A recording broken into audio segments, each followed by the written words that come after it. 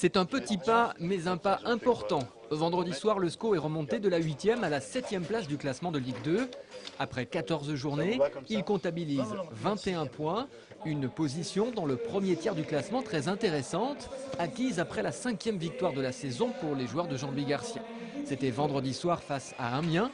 Victoire 1-0, victoire à l'arraché, dans la douleur, mais victoire tout de même, grâce à cet unique but de Paul Aloé-Folou marqué à la 83e minute. L'essentiel est fait, même si tout de suite après la rencontre, personne ne souhaitait vraiment se souvenir du match. Point comptable ce soir, le plus important, parce qu'on a vraiment mal joué ce match. Compte tenu des performances qu'on fait, les derniers matchs qui sont passés, je crois que ce soir on n'a pas fait le jeu qu'on a l'habitude de faire. Mais c'était très important pour nous d'avoir les 3 points. On est forcément très loin ce soir de notre meilleure prestation de la saison. Mais dans ces cas-là, c'est vraiment très intéressant d'être capable de gagner. Alors pourquoi les Angevins ont-ils souffert? Eh bien ce n'est pas tellement à cause des Amiénois qui sont restés plutôt stériles en attaque. Seulement 2 actions franches comme ce tir lointain en tout début de rencontre. Les joueurs du SCO ont montré quant à eux une certaine crispation.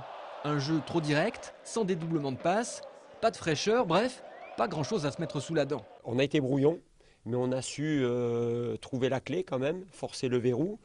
Et après, bon, tout d'un coup, le match est fou. On a 4-5 occasions de marquer un deuxième but qui termine le match. Et au lieu de ça, on prend des contres, on subit des coups de pied arrêtés, on se met en difficulté. Donc là, il y a une gestion de cet avantage à 7 minutes de la fin du match qui doit être meilleure. Le déclic, il aura fallu attendre la 83e minute pour le voir. C'est long, d'autant plus que le SCO jouait à 11 contre 10 depuis la fin de la première période, après l'expulsion de Fabrice Leva. Le déclic, le voici de nouveau. Une passe lumineuse dans un tout petit espace au milieu de 4 défenseurs, signé Vinicius pour Paul Aloé-Folou. Vinicius jouait son premier match comme titulaire. Il fait preuve de beaucoup de lucidité. Paul Aloé-Folou, lui, inscrit son 5e but de la saison. Ensuite, les choses vont s'accélérer. On joue la 86e minute, coup franc pour Amiens tiré par Baldé. Et il faut un Jean-Daniel Padovani impérial pour éviter l'égalisation. L'alerte est assez chaude pour pousser les Angevins vers l'avant, mais là encore, beaucoup trop d'imprécision et de précipitation.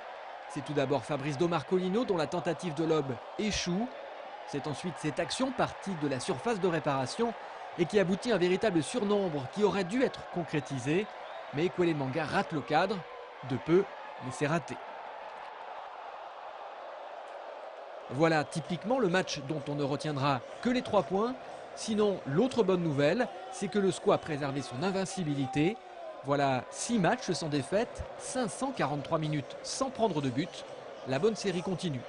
Pour nous, c'était important de faire le trou au milieu de tableau. Comme ça, au moins, on a une marge de manœuvre qu'on peut exploiter dans les prochains matchs. C'est sûr que des matchs comme ça, quand on arrive à les gagner en étant très moyen, c'est bon signe. Ça veut dire qu'on est sur une bonne dynamique et qu'on arrive à faire tourner la chance de notre côté. Tant mieux, mais désormais il va falloir produire un autre jeu. Les joueurs du SCO vont avoir l'occasion de tenter l'exploit d'aller battre Boulogne vendredi soir chez eux.